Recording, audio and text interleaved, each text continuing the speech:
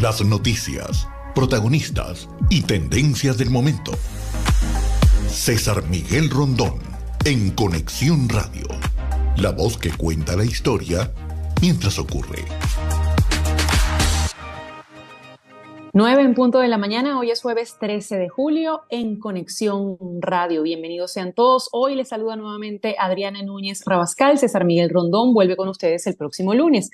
Puede sintonizarnos por Éxitos 107.1 FM, la radio del sur de Miami, territorio Éxitos. También puede escucharnos por la aplicación Actualidad Media Group, que se puede descargar gratis en el celular o por www.éxitos107.com. En Conexión Radio es una producción de Floralicia Anzola para Éxitos 107.1 FM, con Laura Rodríguez en la producción general, Mariel Sofía Rodríguez en la producción informativa, edición y montaje Jesús Carreño, y en los controles está Daniel Patiño.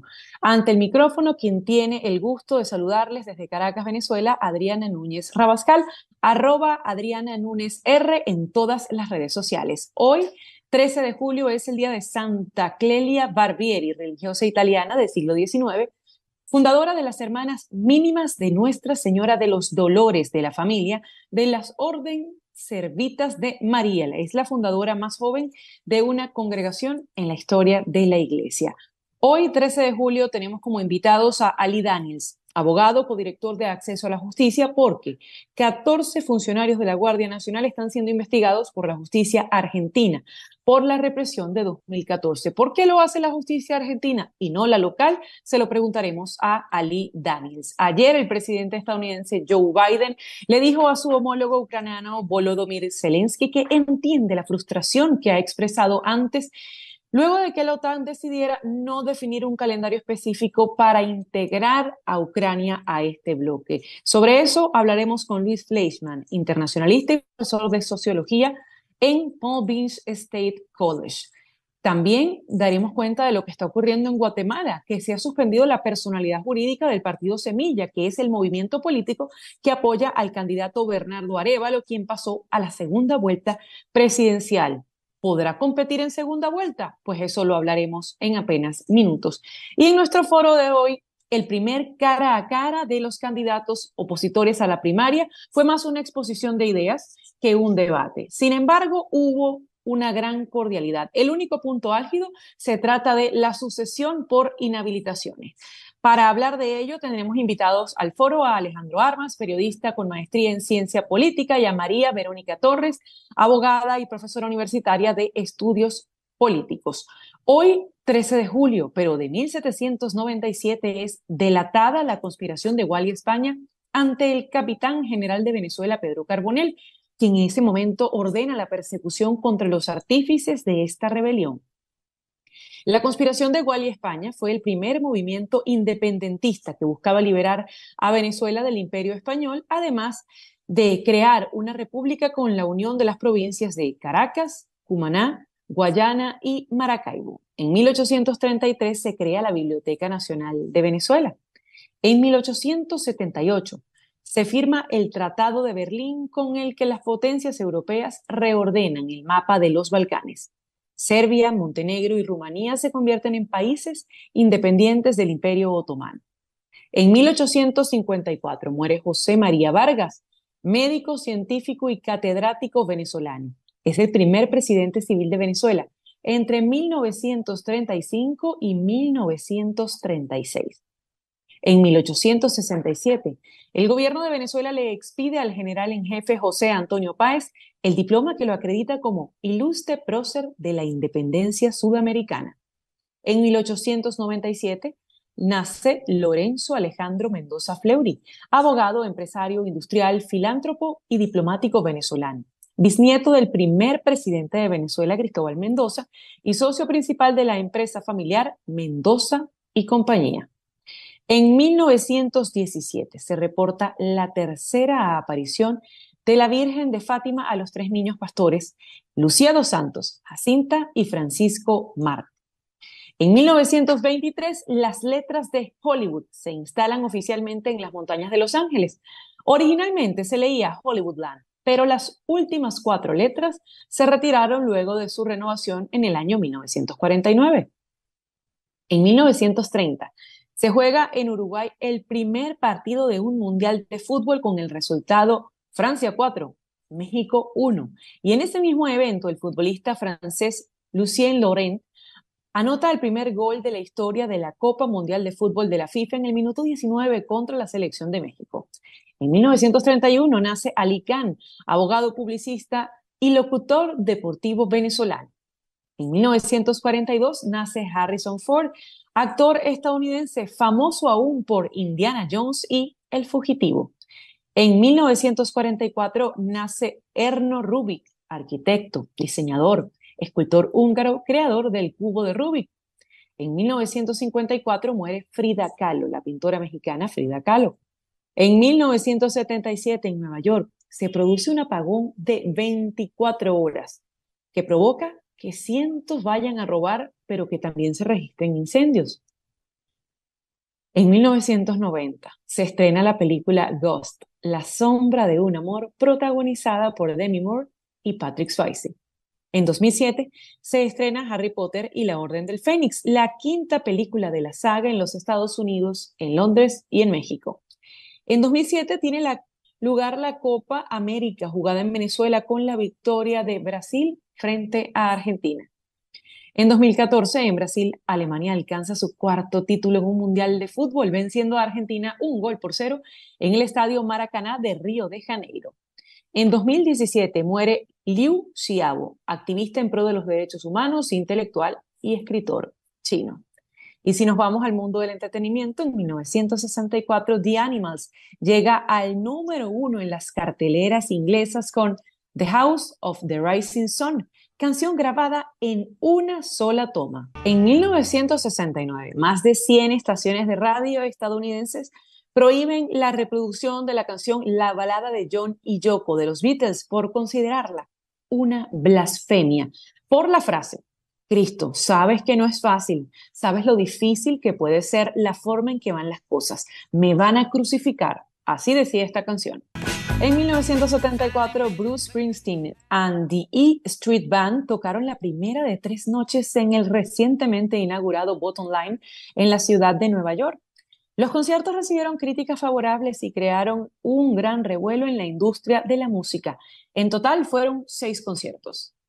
Y antes de pasar a las noticias de los Estados Unidos, César Miguel Rondón tiene un mensaje para ustedes. En la tierra usted conduce su automóvil y si conduce su automóvil tiene que estar muy atento por cualquier accidente que pueda venir. Para hablar de esto, tengo ya en la línea telefónica a Hani Martínez Ward de The Ward Law Group. Hani, muy buenos días. Gracias por atendernos. Muy buenos días, muchísimas gracias y recuerde que nuestras oficinas solamente ayudan a las personas en ser víctimas cuando son víctimas de accidentes. Si usted es la víctima, está en la escena del accidente y necesita ayuda, nuestro número de teléfono está 24 horas al día, 7 días a la semana. A la hora que usted llame, en la noche, en la madrugada, tempranito, usted puede tener ahí ayuda legal en ese momento. Esta ayuda es completamente gratis, usted no tiene que pagar un centavo por hablar con nosotros y que le guiemos cuál es el proceso de un accidente. ¿Para qué enfatizamos todo esto? No porque usted necesita hablar con un abogado para retenerlo inmediatamente, sino que las evidencias de la escena del accidente son las más importantes. Las fotos, los testigos, las llamadas del 911, la información de la caja negra del carro del culpable. Estas son las evidencias. Buena compensación monetaria. Bien. Garantizar estas evidencias. 855-DOLOR-55. 855-DOLOR-55 es el teléfono de la abogada de accidentes Hani Martínez Ward de The Ward Law Group. Hani, muy buenos días. Gracias por atendernos en esta mañana. Muchísimas gracias. Noticias de Estados Unidos con César Miguel Rondón en Conexión Radio. El presidente de los Estados Unidos, Joe Biden, se aseguró ayer en su reunión con el presidente Volodymyr Zelensky de reiterar su postura de que Ucrania no está lista para ser miembro de la OTAN. Creo que hasta que termine la guerra, dijo Biden sobre cuándo Ucrania puede unirse a la alianza. Y agregó que lo único que Zelensky entiende ahora es que si está o no en la OTAN, ahora no es relevante, siempre y cuando tenga los compromisos que garantizan su seguridad. Por su parte, Zelensky dijo: entendemos que Ucrania no puede convertirse en miembro de la OTAN mientras la guerra esté en curso, pero entonces será nuestra fuerza común cuando Ucrania se una a la alianza. También Biden hace este jueves una visita de gran contenido simbólico a Finlandia, el último país en unirse a la OTAN, y donde tiene previsto celebrar una cumbre con los líderes de países nórdicos. La tasa de la inflación en Estados Unidos cayó en junio 1 punto y se ubica en 3%. Se trata de su nivel más bajo desde antes de la pandemia y completa así un año seguido de bajas, según la Oficina de Estadísticas Laborales. Un hombre en Arizona presentó el miércoles una demanda por difamación contra la cadena Fox News, que lo acusa de ser un agente encubierto del FBI. Según Fox, esta persona había incitado al ataque de enero de 2021 contra el Capitolio de Estados Unidos. Ray Epps afirmó que por las falsas acusaciones de Fox recibió amenazas de muerte, perdió su negocio, se vio obligado a mudarse y padeció angustia mental por esa experiencia. Luego de los hechos del 6 de enero, Fox News buscó un chivo expiatorio para culpar a otro que no fuera Donald Trump o el Partido Republicano. Esto es una cita textual para este hombre, Ray Epps, que es el que ha hecho la demanda contra la cadena Fox News. La Oficina de Control de Activos Extranjeros en el Departamento del Tesoro de los Estados Unidos anunció sanciones contra varios narcotraficantes y sus empresas por contrabando de fentanilo. A continuación, un reporte de La Voz de América, cortesía de Unión Radio. Según datos del Centro de Control para la Prevención de Enfermedades, los CDC, 150 personas mueren cada día por sobredosis relacionadas con opioides sintéticos como el fentanilo, una droga 50 veces más fuerte que la heroína y 100 veces más fuerte que la morfina. La Oficina de Control de Activos Extranjeros, OFAC, en el Departamento del Tesoro de Estados Unidos, señaló a 10 personas, incluidos varios miembros del cártel de Sinaloa, asociados con los proveedores de precursores químicos, con sede en Sinaloa, México. Ellos son Noel López Pérez y Ricardo Páez López, cuñado y primo de Joaquín El Chapo Guzmán, respectivamente, ambos involucrados en la supervisión de laboratorios de drogas ilícitas, túneles transfronterizos y operaciones de control de los Chapitos. Dora Vanés Valdés Fernández, compradora de precursores químicos, los hermanos Ludim y Luis Zamudio Lerma, responsables del tráfico de fentanilo y otras drogas mortales a los Estados Unidos y además accionistas de la empresa de aceros y refacciones de Humaya, Néstor Isidro Pérez Salas, alias Nini, y Óscar Noé Medina González, alias Panu, traficantes de fentanilo y ejecutores violentos de los Chapitos, y Geuri Limón Elenes, traficante de metanfetaminas y cuñado de los hermanos Ricardo y Saúl Pérez López, que fueran acusados en el 2015 con cargos de narcotráfico de metanfetamina, cocaína y heroína en un tribunal de California. También la OFAC señaló a la empresa Rey Internacional, con sede en México, y a su accionista mayoritario, Eliseo de León Becerra, que recibe regularmente envíos de productos químicos de la República Popular de China. Las medidas tomadas el martes son parte de un esfuerzo del gobierno de Estados Unidos para contrarrestar la amenaza global que representa el tráfico de drogas ilícitas hacia el país.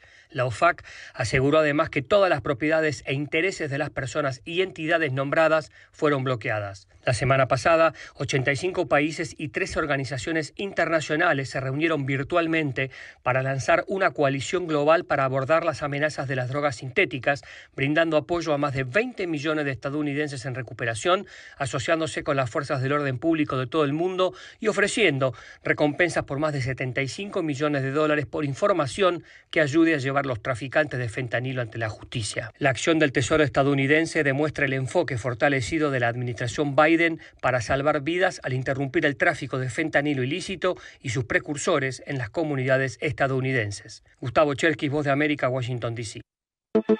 Lo que ocurre en Venezuela con César Miguel Rondón en Conexión Radio. Y dan luz verde a España para que extradite al Pollo Carvajal a los Estados Unidos. Los jueces europeos desestimaron los argumentos que había presentado el general venezolano Hugo Carvajal, quien argumentaba que en Estados Unidos corría el riesgo de que se le impusiera una pena de cadena perpetua sin posibilidad de obtener algún día una libertad condicional. Carvajal se encuentra en este momento encarcelado en Madrid. Llegó a España en marzo de 2019 con una identidad falsa. y fue arrestado en virtud de una orden de búsqueda de la Interpol, pues Estados Unidos lo reclamaba como responsable de actos de narcoterrorismo y por la introducción de cocaína en su territorio. Ameno, respetuoso y un incómodo momento, precandidatos presidenciales cerraron debate con miras a un encuentro a puerta cerrada, así lo reseña el Nacional. Durante el encuentro, que se extendió por más de 2 horas, hubo chistes, muestras de camaradería y actos de sororidad, hasta que llegó el tema de las inhabilitaciones, la mayor disyuntiva que hoy enfrentan los aspirantes a la presidencia de la República, quienes acordaron reunirse a puerta cerrada la próxima semana para marcar la ruta opositora ante este escenario. También el Nacional aporta lo siguiente: la sucesión de la candidatura presidencial divide a aspirantes a la primaria.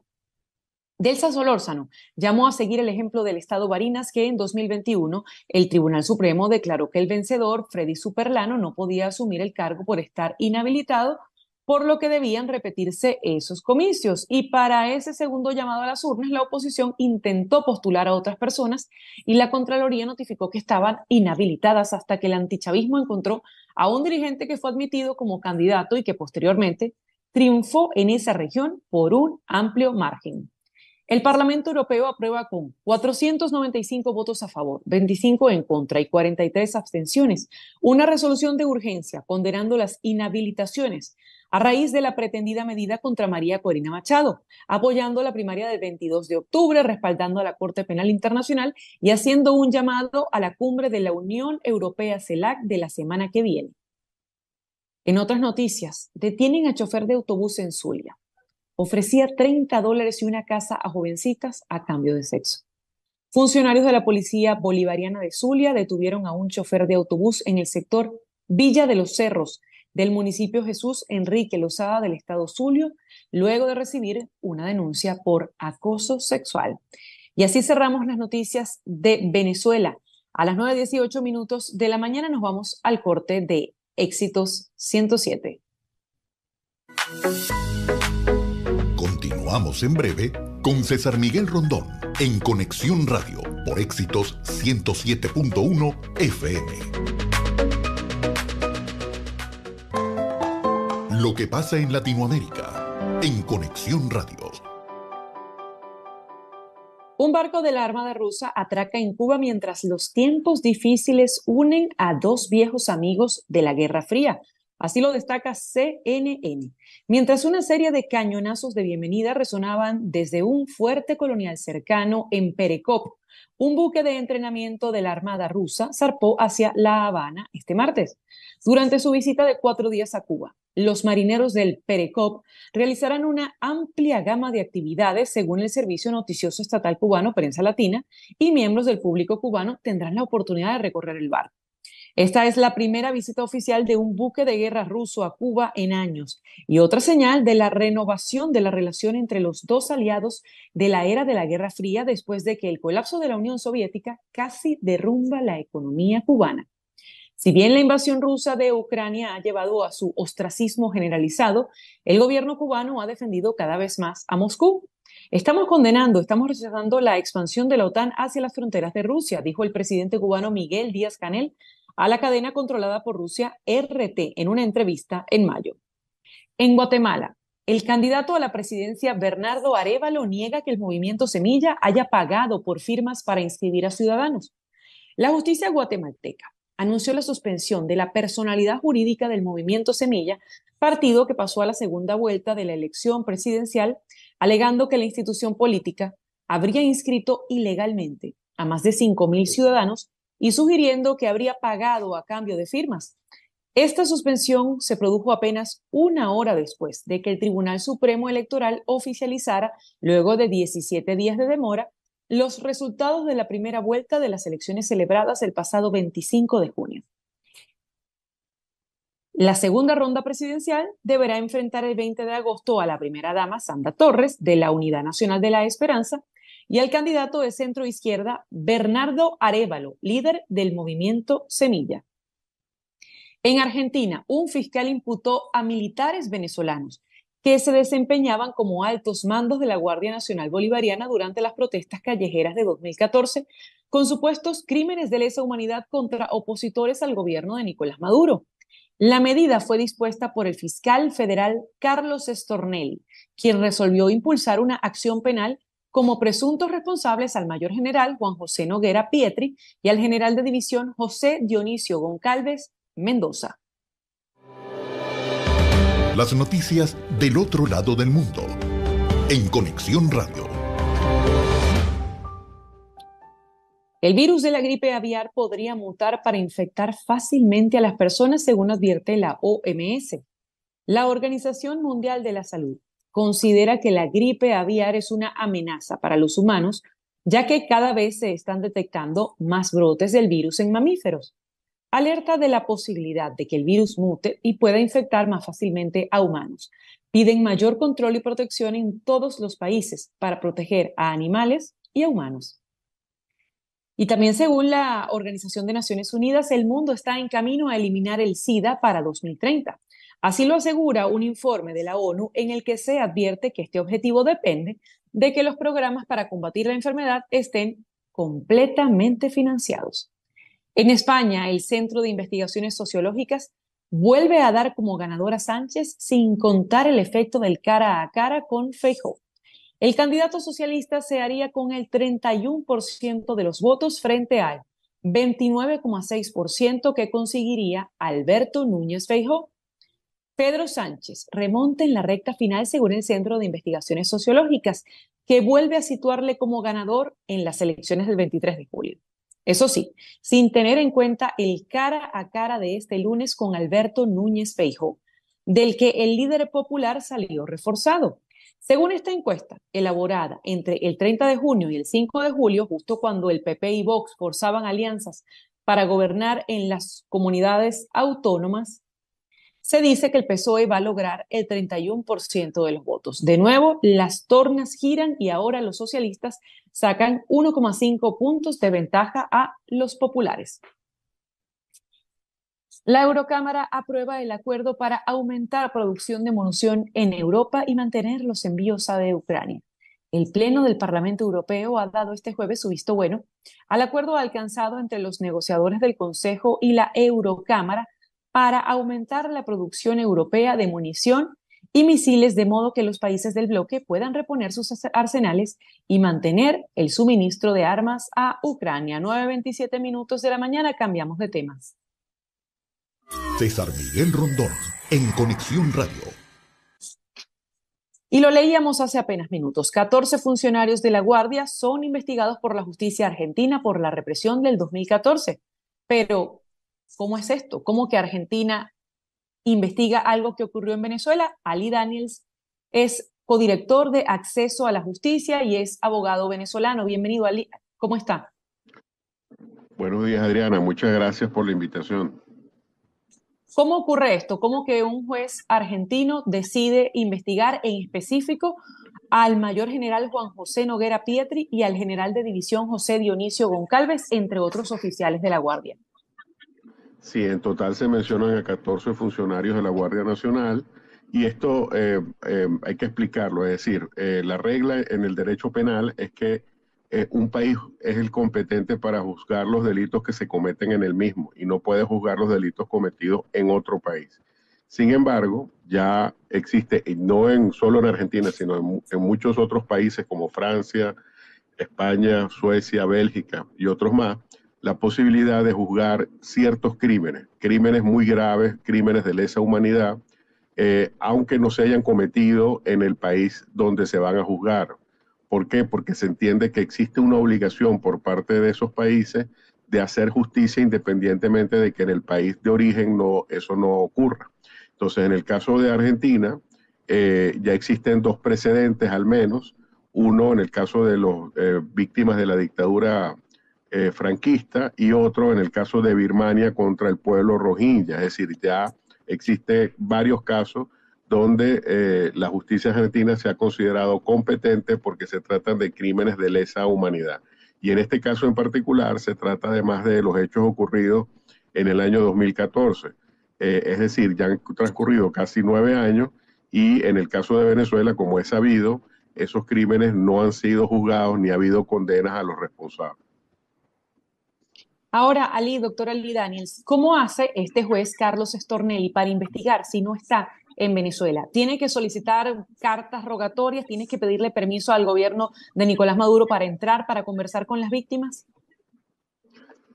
La idea es que la justicia parte de que las relaciones entre los gobiernos son de buena fe y considera entonces que el gobierno venezolano, como se trata de un hecho de justicia, debería colaborar. Obviamente nosotros no creemos que eso vaya a ocurrir, pero efectivamente en su solicitud el fiscal del caso está pidiendo que se hagan solicitudes de información al gobierno venezolano, pero también lo hace a otros órganos como Naciones Unidas, como la Corte Penal Internacional, y esto es importante porque se trata de órganos que ya han ido documentando violaciones de derechos humanos y crímenes de lesa humanidad y por tanto podrían brindarle información.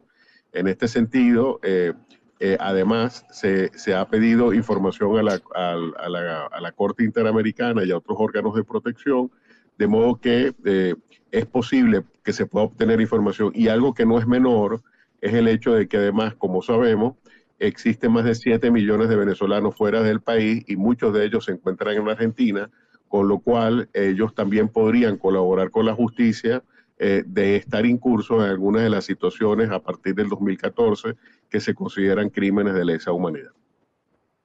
Ali Daniels, nuestro invitado, codirector de Acceso a la Justicia. Si bien en muchas ocasiones no solo el gobierno de Maduro, sino también su fiscal se han negado a este tipo de procedimientos porque dicen que aquí en Venezuela se están haciendo las gestiones correspondientes, dabas dos antecedentes, el antecedente de los Rohingya en Birmania y el caso de las víctimas de la dictadura franquista. En esos dos casos, ¿qué pudo hacer la justicia internacional a beneficio de quienes nos escuchan? ¿A qué conclusiones se llevó o si se pudieron hallar responsabilidades y castigar a esos culpables? Sí, recordemos, y esto es muy importante, ¿no? Porque para muchas personas la justicia se limita a ver a alguien en la cárcel o con una franja anaranjada. Y yo no dudo que eso sea un elemento importante de la justicia. Pero para muchos la justicia es saber la verdad, es reconstruir la memoria, recordando al recién fallecido Milán Kundera, la lucha del hombre contra el poder, al final es la lucha contra el olvido. Entonces, en estos casos, por ejemplo, en el caso de la dictadura franquista, se pudo, por ejemplo, en un caso, recuperar los restos de una persona que había sido asesinada durante esa dictadura y entregárselos a su hija. En el caso de Birmania, se puso dentro de la opinión pública el tema del caso Rohingya y cómo ha habido ahí nada más y nada menos que un genocidio. Entonces, yo lo que quiero que se vea es que más importante o tan importante como que haya sanciones penales, es que también se entere la comunidad internacional y las víctimas además puedan ser escuchadas y contar qué es lo que les ocurrió y saber lo que pasó, porque lamentablemente en Venezuela eso no es posible. En el caso de este fiscal federal, Carlos Stornelli, quien resuelve impulsar una acción penal como presuntos responsables de esos crímenes ocurridos en el año 2014, una vez se termine, en caso de que obviamente llegue a una conclusión, ¿eso forja o forma parte de otro expediente? ¿Puede llenar lo que se estaba registrando en la Corte Penal Internacional? Más allá de buscar la verdad, como usted mismo decía, y la justicia, ¿sirve para algo más? Sí, porque, por ejemplo, la Fiscalía podría intercambiar información, la Fiscalía Argentina, quiero decir, podría intercambiar información con la Corte Penal en el caso, por ejemplo, de que tuviesen elementos fácticos en común, es decir, elementos probatorios, testimonios, etcétera. Ahí podría haber una colaboración. Aunque efectivamente, y eso también hay que explicarlo, aún en el supuesto de que haya órdenes de captura, esas órdenes de captura van a tener de la justicia argentina me refiero, van a tener un alcance mucho más limitado, porque a diferencia de las órdenes de captura que podrían eventualmente emitirse desde la Corte Penal Internacional, las órdenes de captura de los países, de las justicias ordinarias de los países, no pueden actuar en casos de inmunidades diplomáticas. Entonces ahí habría una limitación, pero sobre todo en los supuestos de exfuncionarios que andan en países extranjeros, ahí sí podría haber una oportunidad, porque esas personas, que no son pocas y que algunos incluso son muy conocidas, podrían ser objeto de esta justicia a través de las órdenes de captura que la Corte argentina podría eventualmente dictar. Es decir, que este par de señores, al menos los que están aquí resueltos con nombre y apellido, como Juan José Noguera Pietri y el general de división José Dionisio Goncalves, correrían riesgo si entran, por ejemplo, a el caso directamente de Argentina. Así en Argentina o en otro país, porque la orden sería orden de captura internacional. Entonces, claro, a partir de ahí, si estas personas ya no son funcionarios públicos, no gozarían de ninguna inmunidad y podrían ser detenidos por cualquier miembro de Interpol. Ojo, no solo Argentina, sino porque sería una orden de captura internacional. Entonces, como ven, esto abre un precedente porque creemos que no solamente en Argentina, sino en otros países como los que ya he señalado, como Suecia, como España, como incluso Inglaterra, podrían conocer estos casos y ampliar el rango de investigación sobre los hechos de Venezuela está ocurriendo. Esto puede abrir una puerta de trascendencia enorme para las millones de víctimas de los crímenes de lesa humanidad en Venezuela. Ahora bien, ¿por qué? O sea, ¿cuáles son quizás los elementos que hacen que este abogado, el fiscal Carlos Stornelli, seleccione a 14 oficiales de la Guardia Nacional? ¿Qué cosas en particular se pueden haber encontrado en 14 que no hizo el resto de la tropa o de los funcionarios que estaban desplegados durante esos días del año 2014 en la ciudad de Caracas reprimiendo? Y no solo en Caracas, también en el estado Táchira hubo represión ese año. Sí, a mí me llamó mucho la atención lo detallado de la lista de funcionarios involucrados, donde están mandos medios, bajos y altos, cosa que es muy interesante en la medida en que demuestra que el caso que fue presentado por la Fundación de Clooney para la Justicia, se nota que ha estado muy bien investigado, que no es una simple denuncia por leer la prensa, sino que se nota que ha estado en contacto con víctimas y que esas víctimas le han dado la información detallada. Y en este sentido creo que es un ejemplo de cómo debe hacerse una investigación, cómo efectivamente las cadenas de mando tienen que estar involucradas, y creo que justamente además sirve de lección para explicar por qué en el caso de Venezuela se dice que las cadenas de mando no son investigadas, porque precisamente aquí, en este caso, estos 14 funcionarios efectivamente involucran toda la cadena involucrada en los hechos del 2014, y por eso se mencionan con tanto detalle. Es decir, no se trata, insisto, aparentemente por lo que hemos visto en la prensa, de una simple denuncia por noticia criminis, sino que ha habido contacto con las víctimas, ha habido documentación, y eso le da mucha profundidad a esta denuncia y sobre todo, como digo, bueno, ya más quisiera agregar, existe otro caso en enero, febrero de este año. Otras víctimas también denunciaron ante la justicia argentina, de modo que esto podría ampliarse, podrían acumularse los dos casos y podría ampliarse el rango de investigación. Ali, muchísimas gracias por haber estado con nosotros estos minutos en Conexión Radio. Muchas gracias, Adriana. Saludos. Ali Daniels es abogado y codirector de Acceso a la Justicia. 9:38 minutos de la mañana. Al regreso venimos con nuestro foro, el foro que habla sobre esta conversación, este planteamiento de ideas entre los 8 candidatos a la primaria, con la ausencia del aspirante presidencial Enrique Capriles, con los mensajes quizás que sí pudieron haberse sido interpretados como de fricciones en cuanto a qué debe pasar si un aspirante es inhabilitado. Todo eso lo vamos a hablar al regreso con Alejandro Armas, periodista con maestría en ciencia política, María Verónica Torres, abogada y profesora universitaria de estudios políticos. 9:38, escuchamos un mensaje de César Miguel Rondón y al regreso venimos con más de En Conexión Radio. Contratar los servicios de un abogado de inmigración es un asunto serio. Establecerse en Estados Unidos requiere de trámites que debes realizar con abogados con mucha experiencia y conocimiento, como es el caso de las abogadas de Canelo Fadul Immigration, especialistas en visas de inmigración, laboral, familiar y humanitarias, entre otras. Ellas suman más de 55 años de experiencia asesorando desde la solicitud de la visa hasta la obtención de la residencia y posterior ciudadanía. Si necesitas asesoría para inmigrar y establecerte en Estados Unidos, llama al 305-579-9218. Repito, 305-579-9218. Y si dices que llamas de mi parte, la primera consulta es gratis. También puedes escribir a inmigraya@canerofadul.com. Canero Fadul Immigration, reputación, confiabilidad y efectividad. En un momento regresamos con César Miguel Rondón en Conexión Radio por Éxitos 107.1 FM.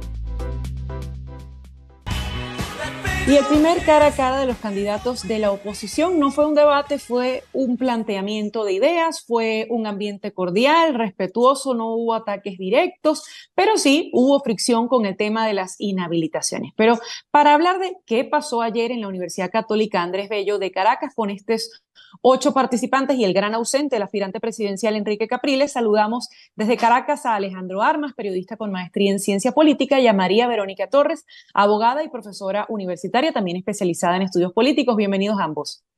Hola, ¿qué tal? ¿Cómo están? Hola, buenos días. Hola, Alejandro, ¿cómo Hola, estás? bien, ¿y tú?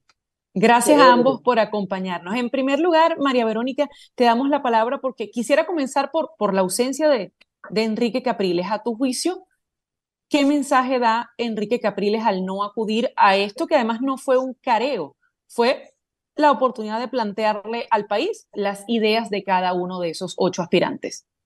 Claro. Bueno, la verdad es que se puede ver desde dos puntos políticos, desde dos puntos de vista de estrategia política. La primera es una estrategia política que pudiera ser acertada, eso lo vamos a saber en el tiempo.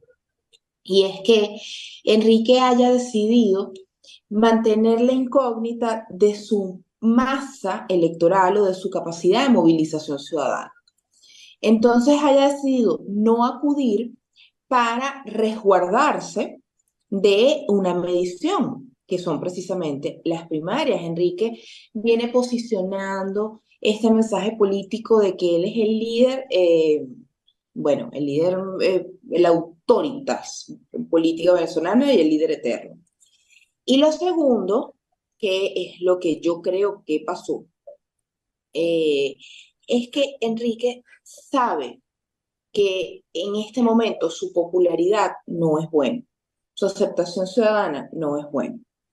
Enrique también sabe que el escenario de las primarias, y eso fue un defecto de origen que tuvo el debate, que hablaremos luego, pero sabe que el escenario de las primarias se está complicando muchísimo. Y le quedan dos opciones. Uno, o el consenso, o dos, la negociación. Yo pienso que Enrique está optando por la negociación, pero por la negociación con entes internacionales y, por supuesto, en conversaciones con el gobierno.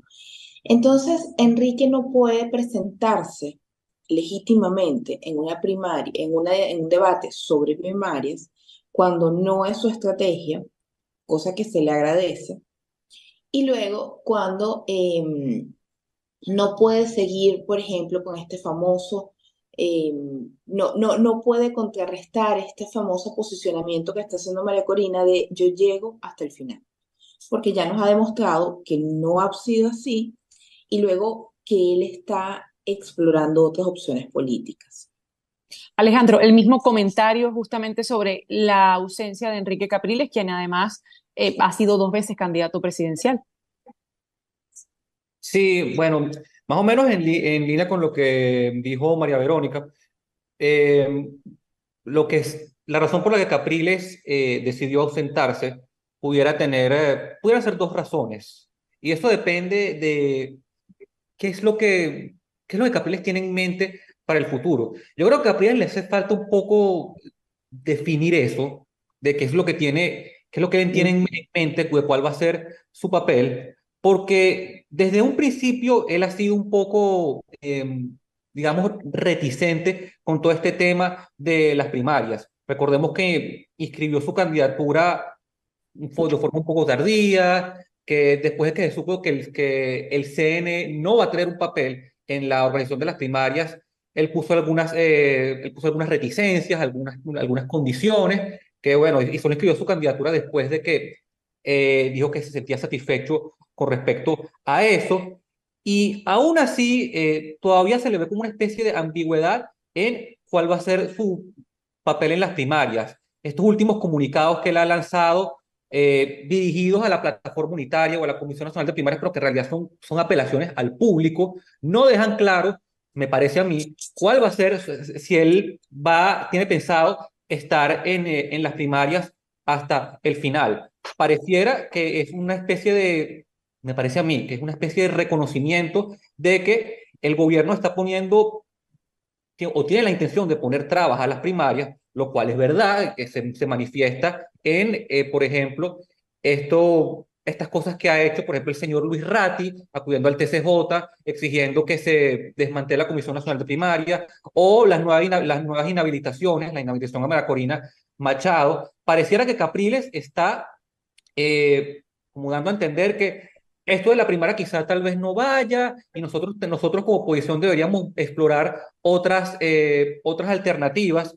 Y si eso es lo que Capriles de verdad tiene en mente, pues pudiera decirse que tiene sentido que no participe en el debate, pues sería contradictorio, sería extender su participación en algo en lo que él realmente no cree, en contraste con, como dijo María Verónica, con María Corina Machado, que sí dice, yo sí estoy montada en esta ola hasta el final y la voy a surfear hasta el final como sea. Ahora sí, quizás Alejandro entremos, Alejandro y María Verónica, nuestros invitados a esta conversación, a lo que vimos ayer en estas 2 horas desde la Universidad Católica Andrés Bello, la oportunidad de que los candidatos pudieran resumir en 1 minuto y medio cómo categorizan al Estado venezolano, al Ejecutivo, cuáles son los planes en materia de justicia, cuál es lo que le dicen al país. María Verónica, ¿qué resumen haces de esas posturas a tu juicio? ¿Quién pudo haber tenido quizás una postura sólida? ¿A quiénes se les vieron las posturas? O, por ejemplo, ¿quién tuvo oportunidad de lucirse en medio de estas conversaciones o de esta presentación a la ciudadanía? Buenísimo. Mira, lo primero que tengo que decir es que el debate tuvo dos fallas importantes. La primera es la falla de origen y es la premisa con la que íbamos a debatir, con la que ellos iban a debatir. O sea, se habló de un debate de unidad para fomentar la unidad en un ambiente de unidad, incluso hablaron de camaradería. Y la verdad es que un debate político no es para eso. Un debate político no es una fiesta de amigos. En Venezuela hemos perdido la cultura del debate. Un debate político es para exponer las diferencias con los otros candidatos. Entonces creo que los organizadores desde el principio tuvieron esta falla en la premisa y luego durante el debate hubo otra falla que creo que es muy grave porque es la falla que hace que la ciudadanía haya quedado, haya quedado ansiosa por saber temas de políticas públicas. Y es que las preguntas no fueron preguntas acertadas, no fueron preguntas ni de estrategia política, ni fueron preguntas tampoco de planes de gobierno y ejecución de políticas públicas. Las preguntas fueron una especie de conocimiento de los candidatos, pero es que los conocemos porque tenemos muchos años en esto, ¿no?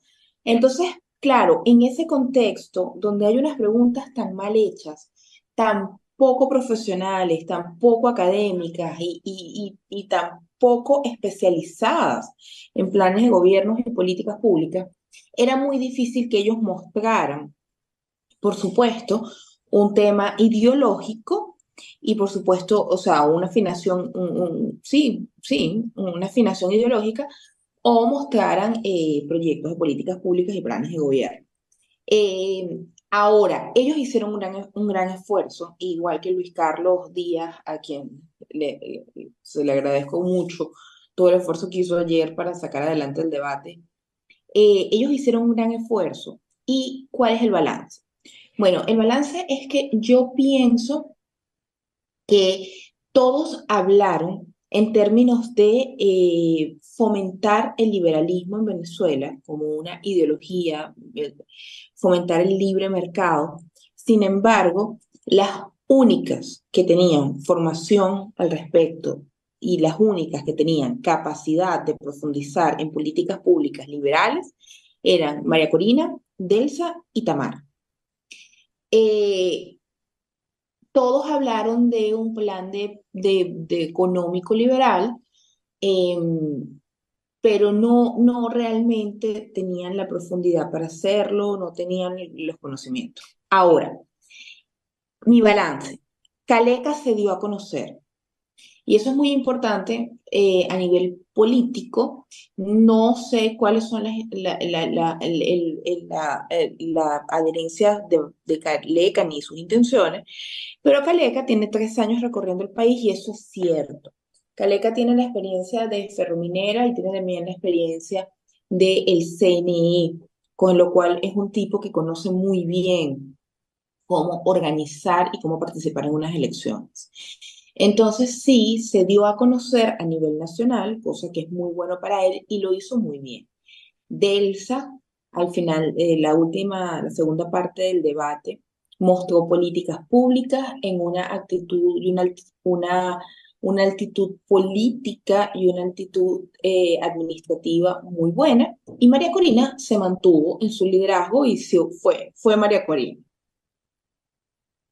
Alejandro Armas nos acompaña desde Caracas, es periodista y especialista en ciencia política. El mismo caso, la lectura de la presentación de esos candidatos y quizás quién lució y quién deslució. Sí, bueno, a mí me pareció me pareció importante que se les haya preguntado sobre cómo definen el tipo de gobierno que tenemos en Venezuela, porque me parece que en el seno de la oposición venezolana no hay claridad en eso, al menos en público. Y creo que es importante que la gente entienda qué piensa cada candidato para ver cuál es su visión de dónde estamos parados y por lo tanto cómo se debe proceder. En general, en tal sentido, hubo un consenso sobre la naturaleza no democrática que tiene el gobierno. Algunos, o sea, en distintas formas todos negaron que aquí hubiera democracia y eso es bueno. Sin embargo, hubo algunas discrepancias sobre qué terminología exacta usar y de pronto aquí a la profesora Tamara Adrián creo que se le fue un poco la mano con los aspectos técnicos al decir que, bueno, que esto no es que no podemos hablar de una dictadura porque esto llegó al poder por vías democráticas, pudiéramos hablar de una autocracia. Ese nivel de tecnicismo, a mi juicio, no es apropiado para un debate. Otra pregunta que me pareció importante es qué hacer, cómo mantener la unidad en el caso de las inhabilitaciones, que es quizá el tema más espinoso que haya en la oposición en este momento. Y aquí surgieron bastantes divergencias y eso se nota y eso da a entender que este pudiera ser el tema que va a mantener a la oposición, digamos, una especie de disputa en los próximos meses. Sin embargo, como dijo Mavero, eso es normal en un debate. O sea, un debate no es para que todos está bien que todos se tomen de la mano al final por un momento, pero en general es para debatir. Está bien que surjan esas divergencias y que la gente esté al tanto de ellas. En cuanto a mi juicio de quienes tuvieron una participación notable, me gustó bastante la participación de María Corina Machado. Creo que ella llegó digamos, ella llegó con expectativas altas porque las encuestas la muestran como la que tiene mayor oportunidad de ganar. Y yo creo que ella solo tenía en tal sentido que mantenerse ahí y creo que lo logró. O sea, que ella no tenía que lucirse demasiado porque ya está en una buena posición. Y creo que cumplió el objetivo de mantener eso. Frei Superlano creo que también tuvo una participación bastante notable. Creo que así como Caleca tuvo una oportunidad de presentarse más al país, creo que Superlano también la tuvo, porque hasta ahora su papel ha sido sobre todo regional. Él tiene una trayectoria como diputado de la Asamblea Nacional por Barinas, luego tuvo esta nominación a la gobernación de Barinas que finalmente no se dio a pesar de que él ganó las elecciones regionales, por lo que ya sabemos. Creo que se presentó al país de forma bastante positiva y creo que alguien que sorprendió es Carlos Prosperi, el candidato a Acción Democrática, porque él comenzó su nominación de forma un poco accidentada, con unas entrevistas muy desafortunadas en las que dijo algunas cosas que causaron mucha burla y reprobación por parte de todos quienes lo vieron. El Carlos Prosperi que hubo en este debate fue bastante distinto, fue una persona mucho más articulada, que se le vio mucho más preparada. Sin embargo, algo que dijo fue que si nos unimos no hay fraude pasible. Yo creo que eso no es así. Yo creo que hace falta, sí, la unidad es importante, pero yo creo que hace falta algo más que simplemente sumar un montón de votos. Hace falta un plan para defenderlo, porque el chavismo antes ha desconocido derrotas por paliza, como pasó con la Asamblea Nacional. Hace falta ese plan, y en ese sentido creo que Prosperi no dijo algo que no es cierto, pero en general su desempeño me pareció bastante positivo. Son las 9:58 de la mañana. Vamos a aprovechar de una vez para hacer el corte y luego venir con esta conversación sobre el cara a cara ayer de los candidatos de oposición a la primaria. Son 8 en total los que se presentaron. No estuvo Enrique Capriles.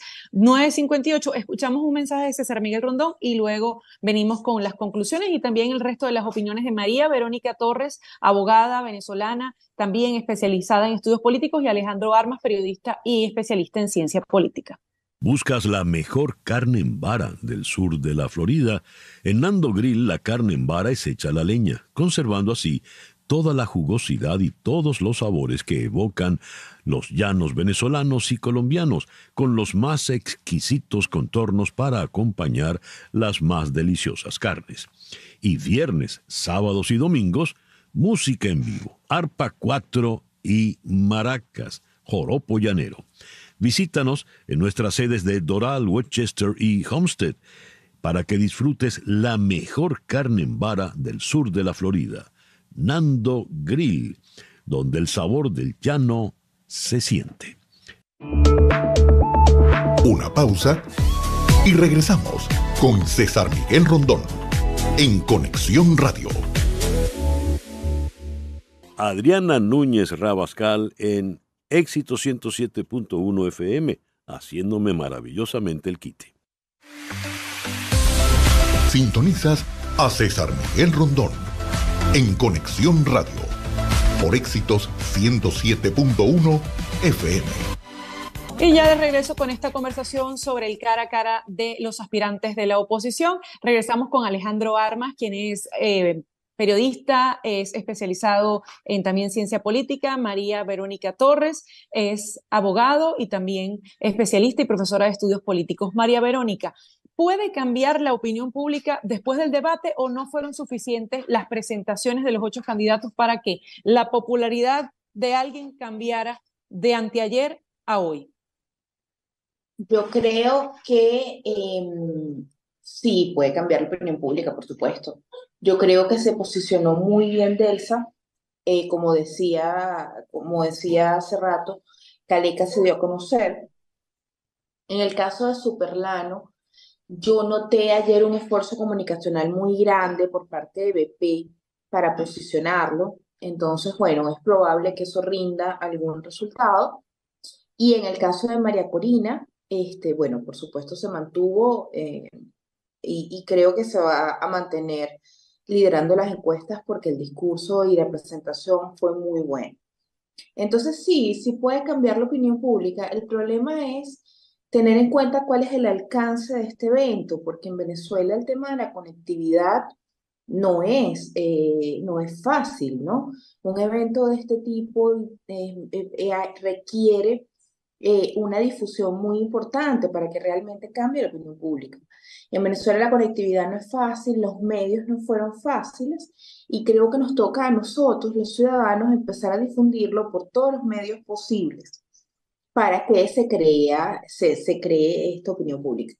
En ese sentido, las redes sociales son importantísimas y creo que los candidatos, como hijos de su tiempo, le van a sacar jugo a los clips de las redes sociales.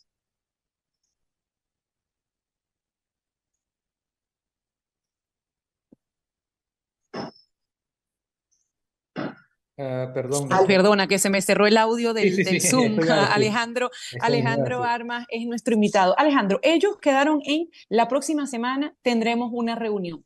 ¿Qué debe pasar por esa reunión de candidatos?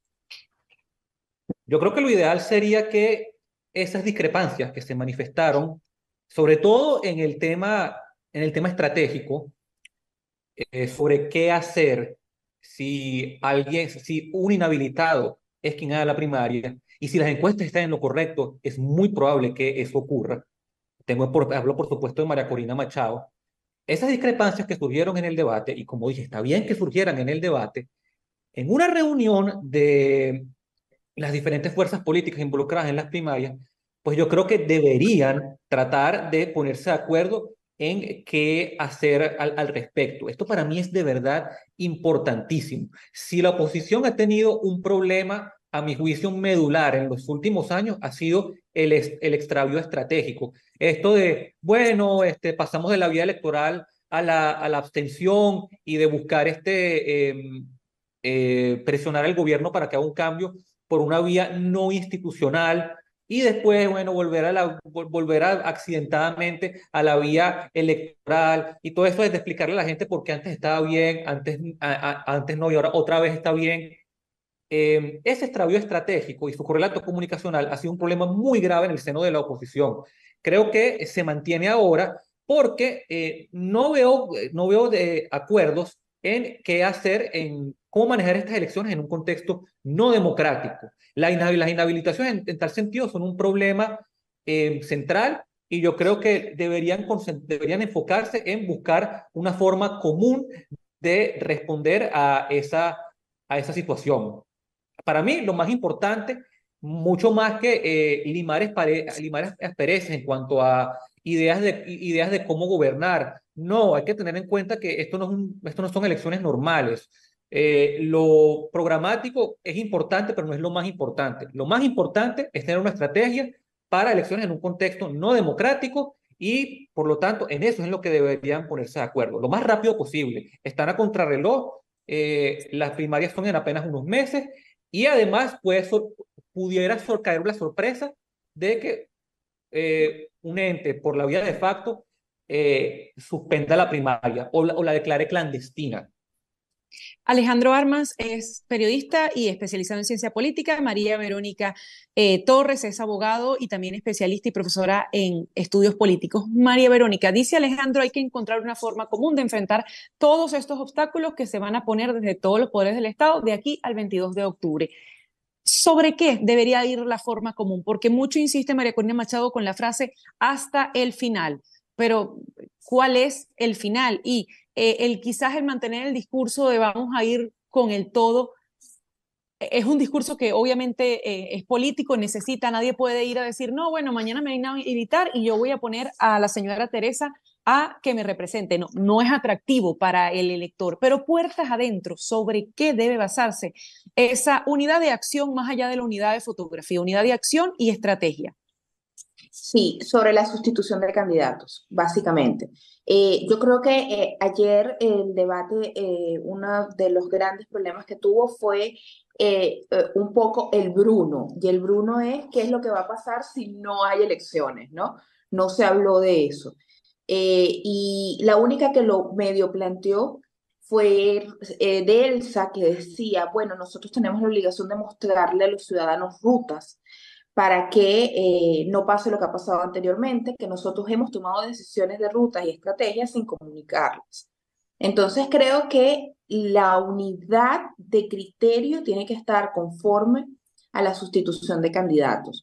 Ellos se pueden reunir la semana que viene y esperemos que, bueno, que así sea. La verdad es que es bueno que haya conversación política, eso es bueno. Ahora, el asunto es qué va a hacer Enrique Capriles, porque Enrique Capriles sigue siendo una fuerza política en el país, una fuerza política importante. Entonces, sabiendo que las alternativas a la primaria probablemente sean la negociación política con el gobierno y con factores internacionales o un consenso entre los candidatos, bueno, falta el factor fundamental que es Enrique Capriles, que creo que cometió un grave error político e incluso de soberbia política al no comunicarse con la Comisión Nacional de Primarias, como lo decía hace un ratico Ale, sino más bien comunicarse con la plataforma unitaria, con el presidente de la plataforma unitaria, que es Omar Barbosa. Entonces, claro, Enrique está haciendo un desconocimiento de todo el esfuerzo respecto a las primarias porque está centrando su estrategia política en la negociación. Y los otros tienen que tener una posición clara sobre sustitución de candidatos. Ahora, volver a pensar en la unidad como un sentimiento y como un cúmulo de valores republicanos que los unen, que no sé qué. La verdad es que eso no tiene cabida en este momento en la opinión pública. Esa es otra fotografía. María Verónica Torres, nuestra invitada abogada desde Caracas. Alejandro Armas, hablando también de quizás el no llegar a la primaria, el que los esfuerzos del señor Luis Ratti e incluso de otras partes los poderes del Estado lleguen a hacer clandestina, como ustedes mismos lo decían, el ejercicio de la primaria. Hay fuerzas dentro de la propia oposición para poder hacer la primaria aún siendo declarada clandestina o ilegal por las fuerzas del Estado venezolano? Esa es una cuestión bastante complicada. Yo desde un principio, aunque yo creo que lo ideal es que se realice la primaria, yo sí he tenido desde un principio algunas inquietudes sobre si la oposición va a tener, no tanto la parte técnica, yo ahí sí confío, creo que hay bastante gente preparada en la Comisión Nacional de Primaria para acometer esta tarea. Sin embargo, la parte de los recursos me preocupa un poco más. Yo no estoy seguro de que la oposición tenga los recursos para llevar a cabo de forma efectiva una operación de este tamaño. Téngase en cuenta que es organizar una primaria no solo en todo el territorio nacional venezolano, sino además atender una diáspora que está regada por todos los continentes del mundo. Eso es una labor titánica, requiere muchos recursos. No sé si la oposición cuenta con ellos. Desde un principio, esa fue una inquietud, esa ha sido una inquietud para mí y el hecho de que si el Tribunal Supremo de Justicia, que creo que va a ser, que creo que sería, puedo imaginar que sería el ente que tendría esa competencia, interviene para declarar la primaria ilegítima, ilegal, lo que sea, pues obviamente eso es una traba adicional importante. Ahora bien, qué tanto agrava o qué tanto le complica a la oposición llevar a cabo la primaria? Pues eso va a depender no tanto de lo que diga el TCJ en sí mismo, porque a fin de cuentas eso va a ser pura retórica, va a depender de qué está dispuesto a hacer el gobierno, qué medidas fácticas va a tomar el gobierno en tal sentido. Va, por ejemplo, va a enviar a agentes de seguridad del Estado a bloquear el levantamiento de sitios de votación. Si ya estamos hablando de eso, pues ya por supuesto eso es una complicación, esto sería una complicación que no creo que la oposición tenga los medios para resolver, porque ¿cómo lo va a hacer? Estamos hablando de sujetos armados que van a llegar a un sitio y decir, miren, no, aquí este es un proceso ilegítimo, fue declarado así por el Tribunal Supremo de Justicia, aquí no se va a hacer nada. Si por otro lado no se pasa de lo retórico y, por así decirlo, el gobierno se hace el loco, pues quizás sí se pueda llevar a cabo, la complicación adicional no sea tanta y sí se pueda llevar a cabo.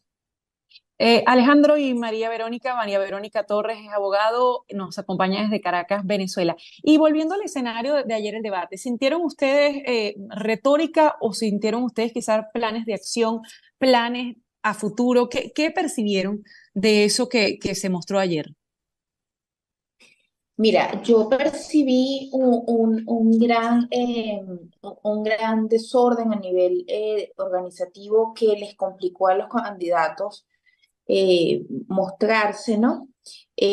Sin embargo, creo que hicieron un muy buen esfuerzo. Una cosa que decía Ale, que yo creo que hay que recalcar y se me había pasado, es el cambio en la madurez del discurso y en la madurez política que ha tenido Prosperi, y eso es un asunto importante que me alegra que lo haya comentado porque es importante.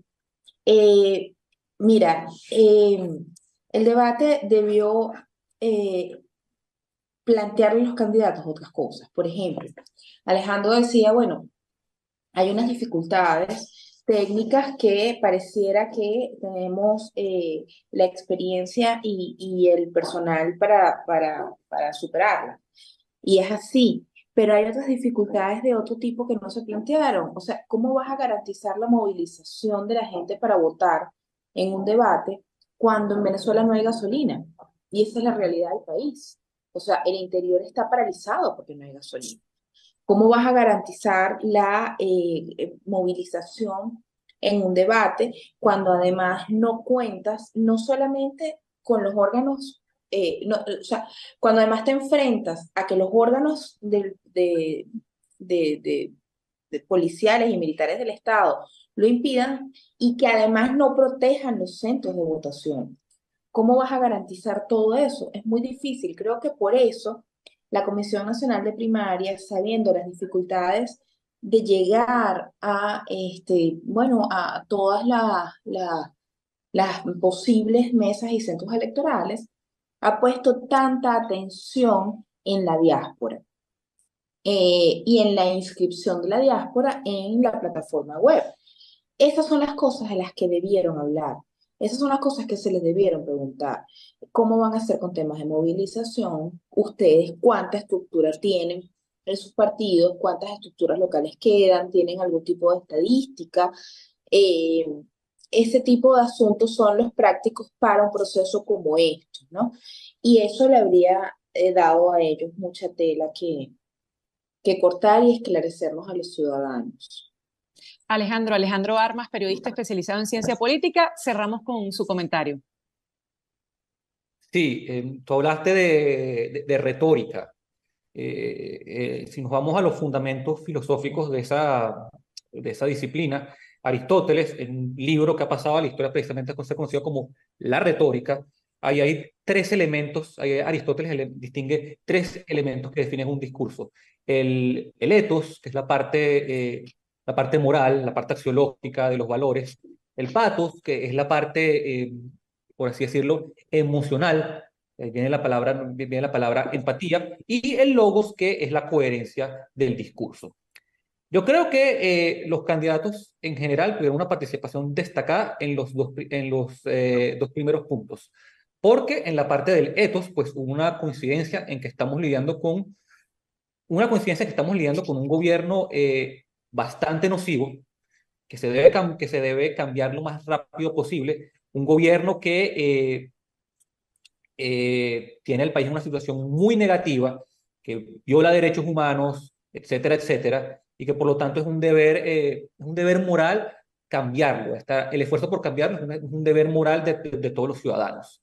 Creo que también fue importante la parte del pathos. Vi a unos candidatos con una mejor preparación para dirigirse a la opinión pública. Creo que hubo varios momentos de gran empatía, cuando se habló de qué se les propone a los jóvenes, y aquí creo que tuvo una participación destacada Andrés Caleca cuando dijo que, miren, tuvo un momento de sinceridad. Yo lo que les puedo ofrecer de momento es nada. Yo lo que les puedo ofrecer es una propuesta de esfuerzo. Creo que eso es importante porque creo que es un mensaje que puede conectar con la población, porque en el fondo la gente sabe que sin un cambio de gobierno, y eso requiere un esfuerzo importante de todos, en Venezuela una mejora de la calidad de vida es bastante improbable. Y por último tenemos el logos, que quizá aquí sí fue la parte en la que hubo más problemas, por lo que ya comentó María Verónica, que hubo varias cosas que no quedaron claras en el contexto tan delicado que es el de la política venezolana, y el de llevar a cabo unas primarias en Venezuela, y también de desafiar a un gobierno en elecciones que no es democrático.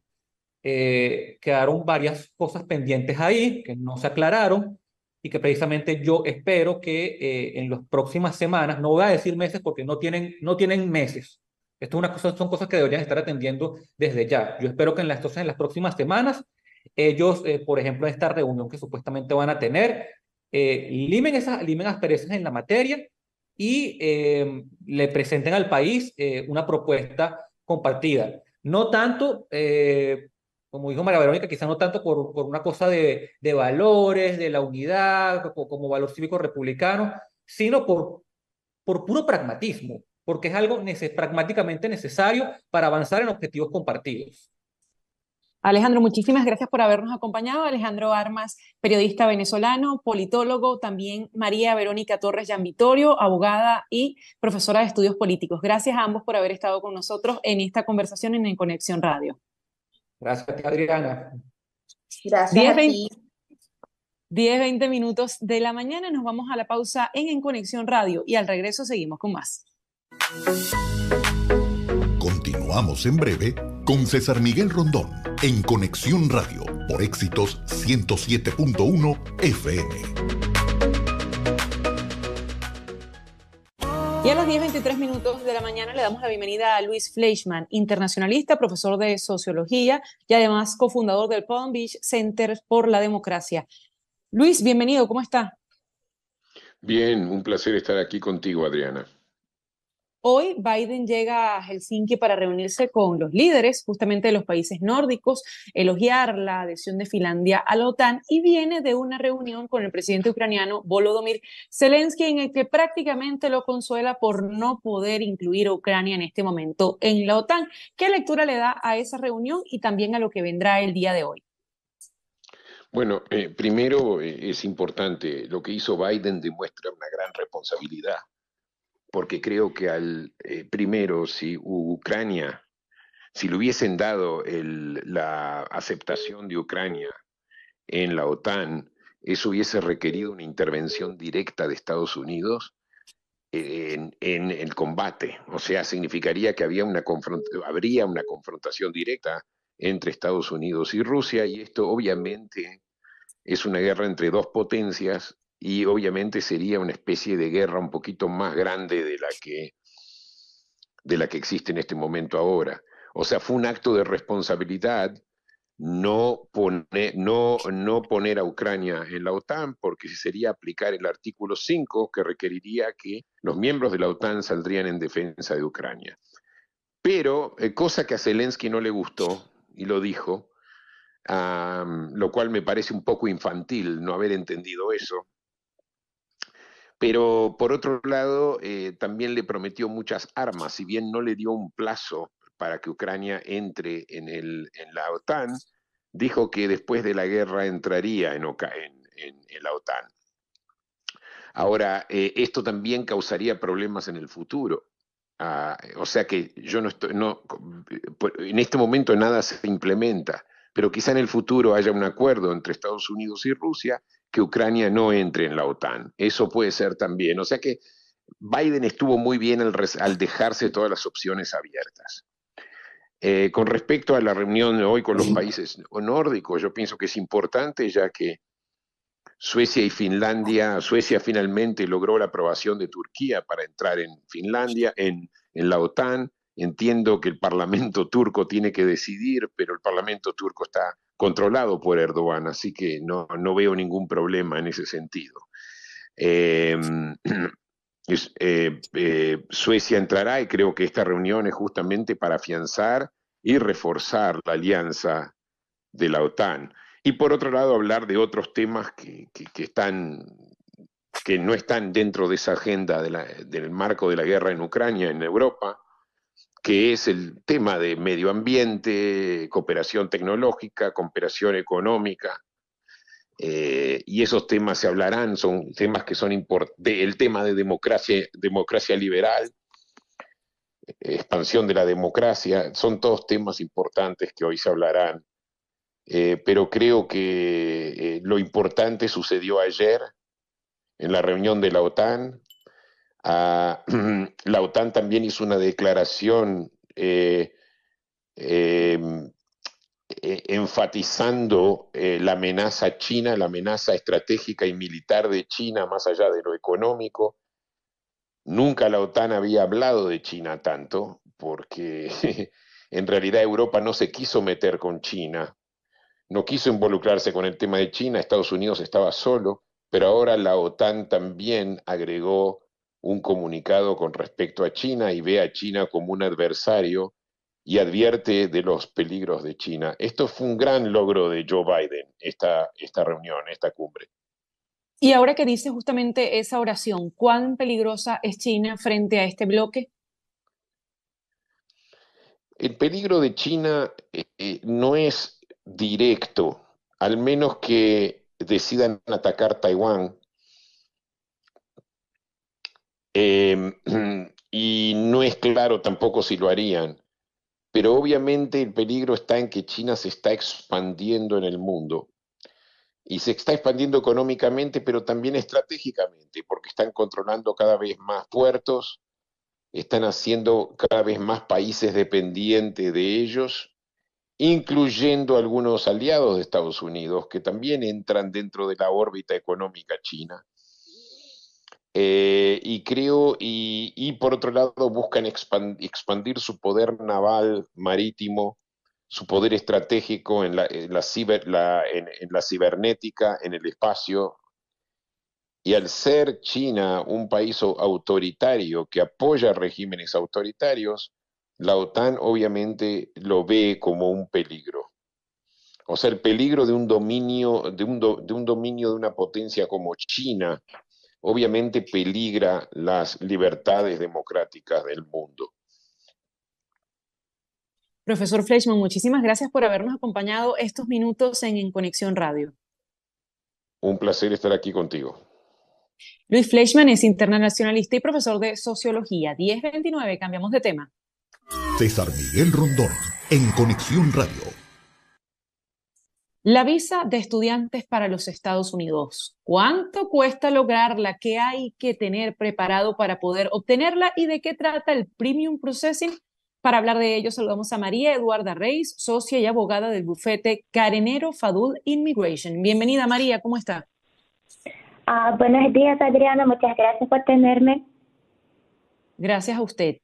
¿Cuán difícil es para un ciudadano, para un joven, obtener una visa de estudiante F1? ¿Y qué necesita para ello?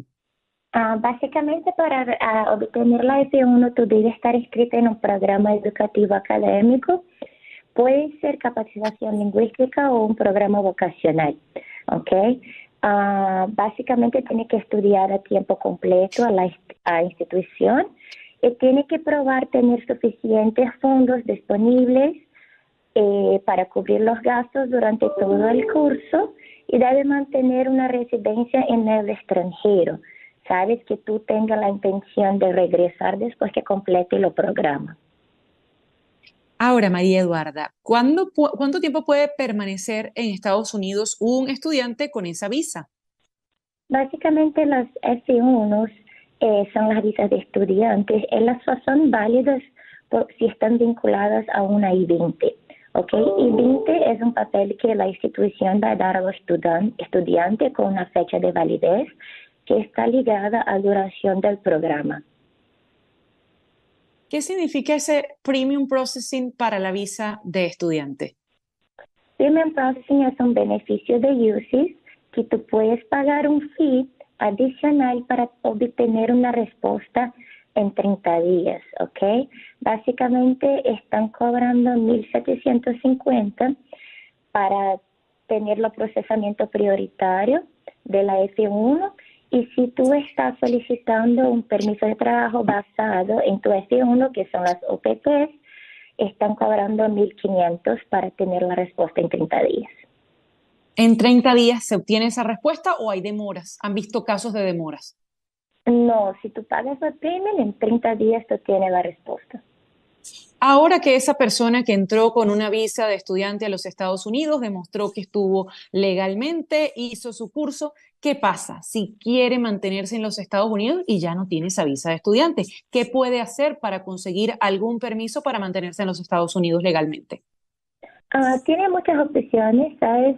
Todos los F1 van a dar a los estudiantes un año de OPT, ¿ok? Que es un año de práctica que tú puedes estar trabajando en tu campo después que te gradúas. Tiene también las personas que cursan la área de STEM, que es ciencia, ingeniería, tecnología, matemática, que pueden estar extendiendo este OPT por 2 años más. Y, ¿sabes? Muchas cosas te pasa que, ¿sabes? Tu empleador puede estarte ofreciendo una propuesta de trabajo y podemos explorar visas de trabajo como la H1B, que son temporarias. Podemos también hacer certificaciones laborales para que puedas estarse quedando aquí después de terminar tus estudios. ¿Alguna recomendación final para quienes estén pensando ir a por esa visa de estudiante F1? ¿Qué cosas, por ejemplo, deben evitar? Porque mucho se dice que debes tener, pero ¿qué debes evitar para lograrlo? Tiene que siempre mantener los términos de la F1, ¿sabes? Es muy importante que sigas los programas académicos, todo que está en los requerimientos de la institución. No puedes trabajar, muy importante, cuando estás en la F1, solo puedes trabajar cuando tienes tu OPT o CPT. Pienso que esto es muy importante para saber. Muchísimas gracias, María Eduarda, por haber estado con nosotros estos minutos en Conexión Radio. Gracias, Adriana.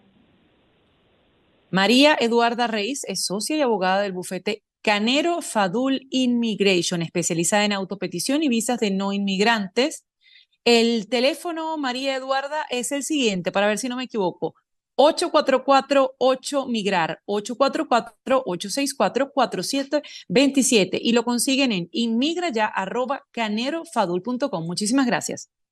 Gracias a usted. 10:34. César Miguel Rondón, en Conexión Radio.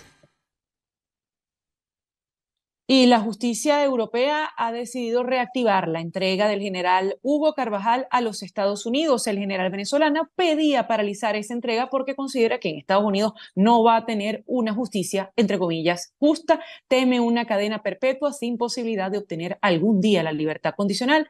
Pero ¿cuánto falta para que de verdad esto pueda ser realidad? César Batis nos acompaña, es periodista y director de elpitazo.net. Bienvenido, César.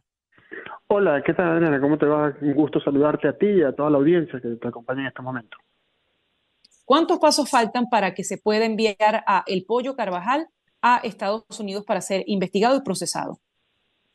Bien, ya dada esta decisión de la Corte de Estrasburgo, que ordena reactivar la entrega del Pollo Carvajal a Estados Unidos, falta solo el proceso de ratificación de la Corte de España y estudiar el caso para su envío a Estados Unidos. Fecha precisa no te lo puedo decir porque todavía tiene algunas acciones dentro de España que pudiera utilizar. Recordemos que el Pollo Carvajal, y esto es importante que se diga, que él llegó a España con la promesa de entregar información. Su esposa y él habían negociado con la inteligencia española el ingreso a España, su estadía en España, porque supuestamente iba a informar sobre grupos de ETA y narcotráfico que relacionaban a España con Venezuela. Y la Fiscalía, por solicitud del gobierno de Estados Unidos, al enterarse del gobierno de Estados Unidos, los funcionarios de Homeland Security, que el Pollo Carvajal estaba viviendo en un barrio, como llaman allá en España las urbanizaciones, en un barrio de España, solicitó la acción de la Fiscalía, y la Fiscalía y la Policía Nacional de España actuaron y detuvieron al Pollo Carvajal sin contar con la coordinación de la inteligencia española, que había dado protección al Pollo Carvajal. Según lo que han manifestado siempre, el Pollo Carvajal estaría con esta disposición de dar la información y solamente colaborar con la justicia española porque, y aquí está el punto de por qué había intervenido la Corte de Estrasburgo, porque para Estados Unidos, el Pollo no quería ir a Estados Unidos por las denuncias o las acusaciones que en su contra hay. Recordemos que ya en julio del 2014 el Pollo Carvajal había sido detenido en Aruba. La versión que se tiene de algunos sectores es que no fue tal detención, sino que fue un inicio de negociación entre funcionarios del FBI y el Pollo Carvajal con intermediación de Roberto Rincón, empresario venezolano, zuliano, que ya estuvo detenido y fue procesado y ahorita se encuentra en libertad y vive entre Houston y Miami, que fue Roberto Rincón fue el que lo llevó en ese momento en el avión hasta Aruba. En ese momento supuestamente era una negociación con el FBI, negociación que no salió bajo los acuerdos que quería el Pollo Carvajal, y por su lado el gobierno de Maduro actuó, presionó al Reino de los Países Bajos para que entregaran al Pollo Carvajal por el hecho o con la excusa de que había sido nombrado cónsul de Venezuela en Aruba. Desde ese momento ya se sabía que Estados Unidos lo quería, y bueno, y lo quería, y con esto cierro esta parte, lo quiere por delitos de narcotráfico, delitos de corrupción, y estos son los hechos por los cuales lo quieren juzgar y que por los cuales no quiere ser juzgado el Pollo Carvajal. Exactamente, porque incluso se habla de narcoterrorismo, es la calificación que ponen los Estados Unidos, pero ese narcotráfico, ese poner sustancias ilícitas en Estados Unidos, ocurría mientras era funcionario del Estado venezolano, ocurría mientras era jefe de la inteligencia venezolana. ¿Se puede decir que Hugo Carvajal utilizó su poder dentro de la estructura estatal de Venezuela para cometer ese tipo de delitos? Y en dado caso, ya que, bueno, no tiene cómo entregarle información a los Estados Unidos que le pueda liberar de alguna pena porque no aspira a una libertad condicional en los Estados Unidos, ¿tiene algún margen de maniobra el Pollo Carvajal en este momento, o definitivamente si es enviado a los Estados Unidos pagará esa cadena perpetua? Es difícil saberlo, difícil conocer qué información tiene, porque fue por mucho tiempo el encargado de la Dirección de Contrainteligencia Militar durante la época de Hugo Chávez, y estuvo un muy breve tiempo durante la época de Maduro. Se ha dicho que acostumbraba a grabar, que acostumbraba a tener informes de todos, tanto chavistas como opositores, de todos los personajes públicos. Se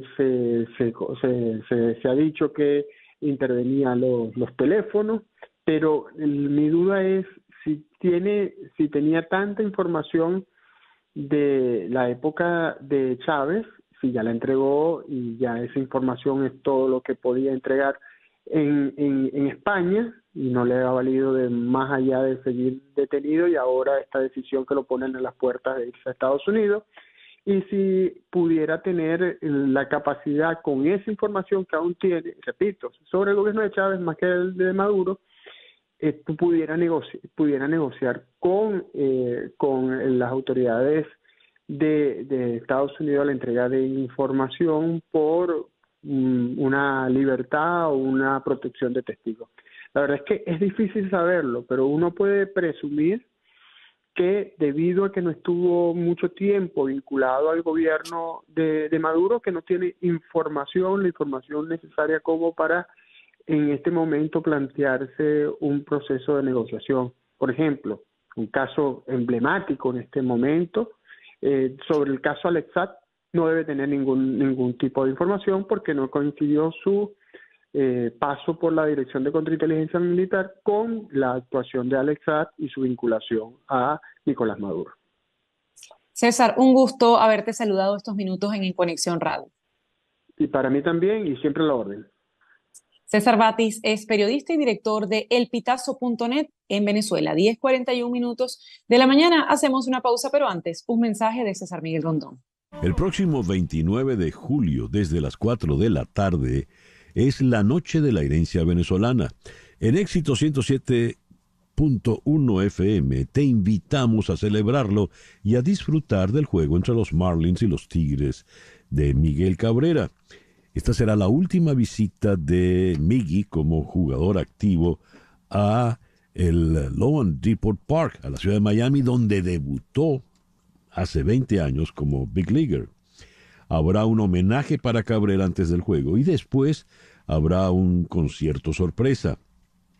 Y con la compra del boleto vas a recibir una camisa conmemorativa del Día de la Herencia Venezolana y tendrás acceso a la preventa de boletos para la Serie del Caribe.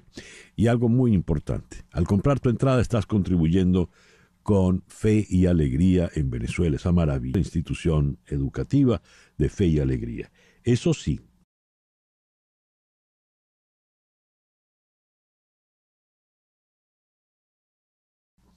él solo a través de .com/Venezuela para que así puedas contribuir directamente con Fe y Alegría en la Noche de la Herencia Venezolana.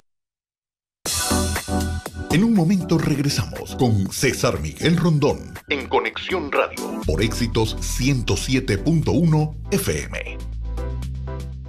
Y con By the Way de fondo le damos la bienvenida a Fernando Mendoza, dueño y fundador de Nando Grill desde Miami. Bienvenido, Fernando, ¿cómo está? Bien, ¿y tú? Buenos días, ¿cómo están? Saludos a tu audiencia. Muchísimas gracias por estar con nosotros. ¿Qué tiene Nando Grill para este fin de semana? Bueno, Nando Grill este fin de semana va a estar mucho mejor porque vamos a estar celebrando mi cumpleaños y bueno, vamos a tirar la casa por la ventana esta semana como tiene que ser. ¿Y ese cumpleaños es con entrada libre o necesita invitación? Es totalmente libre, no cobramos entrada, no cobramos ningún tipo de cover, vamos a tener show de vallenato, trovadores, show de Juan Gabriel, música llanera, música bailable, hora loca y bueno, un sinfín de actividades para que el público que vaya para allá disfrute conmigo y celebremos a lo grande. Y además de la carne en vara tradicional de Nando Grill, ¿algún plato especial para celebrar el cumpleaños? No, tenemos los mismos platos este fin de semana. Vamos a estar ofreciendo lo que siempre ofrecemos, que es la carne en vara, el pork belly, las costillas de cerdo y el pescado frito que siempre ofrecemos. Fernando Mendoza, nuestro invitado, dueño y fundador de Nando Grill. Este fin de semana habrá celebración, no solo de su cumpleaños, sino también abrirá las puertas de Nando Grill a todo el mundo que quiera con él ir a cantar ese cumpleaños. Fernando, y justamente decías que no hay ningún plato especial para este día, pero son todos los que sueles ofrecer. ¿Cuál es el plato que más está pidiendo la gente en este momento? ¿Cuál es el que más quizás le conecta a los sabores venezolanos? No, por supuesto que es la bandeja de carne en vara que ofrecemos nosotros, el combo familiar, que es nuestra bandeja giratoria, que ha sido nuestro plato ícono en Nando Grill. Bueno, Fernando, que pases muy bien entonces. ¿Cuántos son? ¿Cuántos años son? ¿Cuál es el aniversario en tu caso? Son 37. 37 años de Fernando Mendoza se van a celebrar el 16 de julio en Nando Grill con carne en vara y todos los platos que ya ustedes conocen. Gracias, Fernando, por haber estado con nosotros. Dale, gracias a ti. Fernando Mendoza, dueño y fundador de Nando Grill, que está disponible en la ciudad de Miami, nandogrillcarneenvara.com. Por allí pueden conseguir cuáles son las direcciones. 10:48, cambiamos de tema. César Miguel Rondón, en Conexión Radio. Y el Ministerio Público de Guatemala solicitó la suspensión de la personalidad jurídica del partido Semilla, que es el partido de uno de los candidatos que pasó a la segunda vuelta para la elección presidencial. ¿Qué pasa ahora con la candidatura del señor Arévalo? Para hablar de eso, saludamos a Julio Saavedra, abogado y catedrático universitario. Bienvenido, Julio, ¿cómo está? Muchas gracias. Bien, consternado con la situación que vive nuestra democracia en Guatemala. ¿Por qué? ¿Qué pasa? Se habla de forjamiento de firmas, intento quizás de haber inflado el registro de ese partido. Pero, ¿qué fue en realidad lo que pasó? Sí, Guatemala se debate actualmente en una lucha por defender su democracia electoral a partir de este acto y este atropello al proceso electoral por parte del Ministerio Público. Lo que argumenta y lo que señala el Ministerio Público en la denuncia que dio lugar a esta orden de un juez penal en la que ordena la suspensión del partido Movimiento Semilla, que está llamado al balotaje a la segunda vuelta del proceso electoral de elecciones presidenciales en Guatemala.